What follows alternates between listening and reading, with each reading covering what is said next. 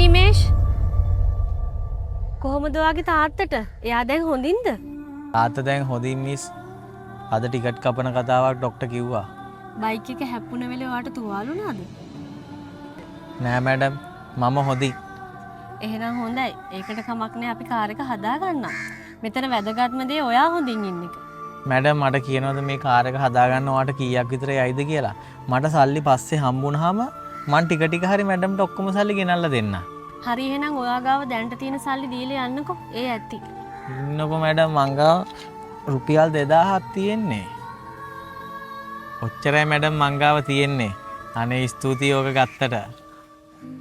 ඒකට කමන්න. ඔයා කාර් එක හැප්පුවට සල්ලි ගෙව්වනේ. දැන් අපි අපෙන් වෙච්ච වැරද්දට සල්ලි ගෙවන්න. ඒ මොකද්ද මැඩම්? මැඩම්ලගෙන් මට වෙච්ච වැරද්ද? මෙන්න මේක තියාගන්නකෝ. ඇයි මැඩම් මට මේ සල්ලි දුන්නේ? ගන්නකො මල්ලි. ඒක ඔයාගේ වැරද්දක් නෙවෙයි. ඒ වැරද්ද කරලා තියෙන්නේ අපි තමයි. අපි තමයි මේ කාර් එක වැරදි තැන පාක් කරලා තියෙන්නේ. අපි මේක මෙතන පාක් කරේ නැත්නම් ඔයාද බයික් එක මේක හප්පන්නේ නෑනේ. ඉතින් මැඩම් ඔයායි මට සල්ලි දුන්නේ.